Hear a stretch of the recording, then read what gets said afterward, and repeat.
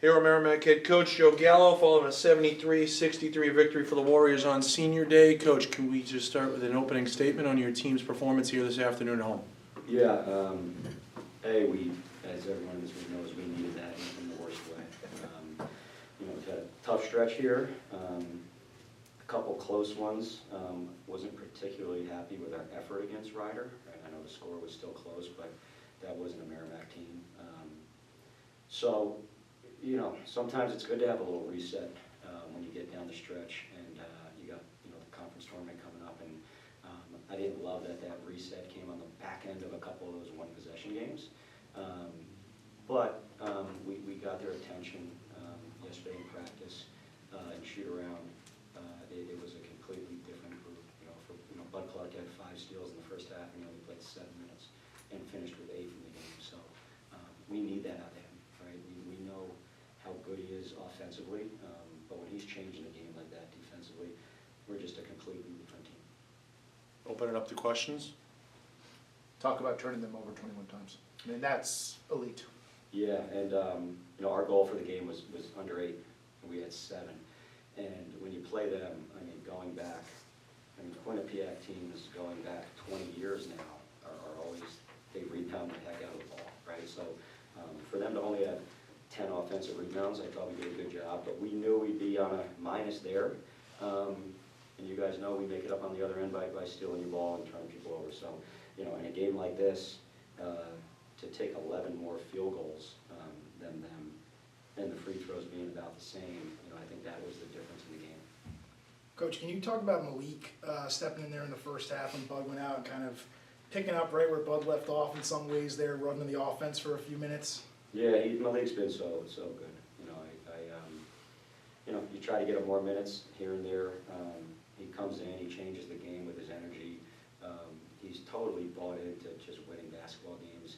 He has no, sometimes you go offense, defense with a guy like we do with him and Matt back down the stretch, and you see guys like, making faces and looking sideways at you, and he knows it's his job, right? He knows he's our stopper out there, but he gave us a good boost offensively, right? He's tough to keep out of the paint. They went zone a little bit. He had a good look from the top of the key, which he's been knocking down the 3 lately, but he's just, again, I could go on forever about Malik because I've known him since he was 16 years old. He was here, then he wasn't here, and now he's back here, and he deserves all the success because he's had some ups and downs in life in general, and he deserves everything that's coming his way. How is Bud? Can you comment on what you listen and how he's feeling? Yeah, I think he's fine. It's stitches in the forehead, and then he he said he thought he lost a tooth, but he did not. But yeah, he's fine. No concussed or anything like that. It was just a sharp elbow to the forehead, and it was that type of game. I thought the officials did a great job letting us both, we're more physical 15, 20 feet away from the basket, and they're more physical 5 feet from the basket. And I thought they let both teams kind of play to their advantage a little bit and did a really good job officiating that game, but Bud's fine. Coach, you guys held Amari Monroe, a potential candidate for Player of the Year in the conference, to 1 for 11. What were the points of emphasis on Monroe? I can't tell you all of them because we're going to be playing him again here soon, but just knowing where he is, have some scouting things that we wanted to do with him that the guys fortunately executed, but he's so good. He's a guy though, he's tough to scout because he just gets you on the offensive glass, he gets you in transition, he kind of makes tough 8, 9 foot shots, he can make a 3, so just we play zone and everyone knows that, but everyone's not treated equally, right? So within that zone, just communicating where he is, who's got him, and then executing what we told our team to do with him, and they did a great job. Coach, closing out games sometimes with a lead has been a challenge this season. What does the way you finished tonight say about the growth throughout the season? Yeah, I think we need a couple of those to go in, right? I think this program for 9 years has defended, and we've had great point guard play, and we pride ourselves on closing out games in the last 4 minutes of the game. Unfortunately, those couple of one-possession games, we had some balls go halfway down and halfway out. So to see those go in, we had some great drive, kick, late possessions, but what if Savage misses that for me, right? Then we're sitting here talking about something different. So we had great shooting. Brian is a great, rim threat, and obviously Bud and Malik can get in the paint and find guys, so hopefully that's some confidence, right? That felt like an old Javaris Hayes team. It was like, all right, we're up 9, and you're kind of screwed because there's only 3 possessions left in this game. Can you speak about the feelings of winning a game like this on senior day for those seniors? Yeah, I mean, the locker room was, blasting music, dancing around. Senior day is a little different these days because you got some guys that have only been there for about 6 months. But I'll tell you what, all of our first-year guys, it feels like they've been here forever, right? I love every single one of them. We'll have relationships with them for the next, 20, 30, 40s, whatever years it may be. But they've all just stepped right in. That's part of how we recruit, the David Murrays of the world, the Matt Becks, the Sean Trumpers.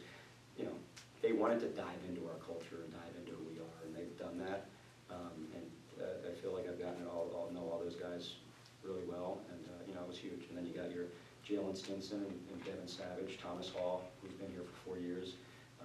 Those guys have meant the world to the program, right? Devin, Jalen came in together from James Madison looking for a fresh start, and I think we gave it to them, and they both have won a lot of games here, and just love both those guys. It was great to go out on top of the win for those guys. Joe, what went into the decision to keep Bag on the bench there in the first half with those 2 fouls? I mean, you kind of were staying in that game without him and Bud, right? Yeah, and you know me, I tend to gamble with that 2 Right. fouls a lot. But in a game like this, Sean Trumper is just so strong, and their front court is massive and physical, and Trump was doing a good job, and I just kept a watch on the score, right? I was like, you know what, if this is comfortable, up 3, up 4, let's save them, because when you play them, it's like 2 duckings and 2 fouls away from having Brian with 3 or 4. So Right. it was more, we kind of controlled the game, got some good shots, we took care of the ball ourselves. If it got if they took a lead, maybe would have went with them, but I was just kind of score watching there. Final question? Coach, what kind of energy change do you get from a win like this after a loss against Ryder like that? Like, what does this do for the locker room? Yeah, now, our energy is pretty high level at all times. I did think it dipped a little bit, and hopefully now we got it back, right? There's nothing better than winning, right? When people in other professions, I don't think they feel this, right? When you put so much into it as coaches, as players, and when that final buzzer goes off and you win, to be able to be just like at peace for the next 48 hours until we start talking about Marist, is just unbelievable. So for these guys to have the day off, having a day off with a win under your belt, it's just a great feeling. I guarantee you this whole team will be in tomorrow getting shots in, getting a light lift in without even something scheduled, because it's just who they are as people. Thanks, Coach. All right, thanks guys.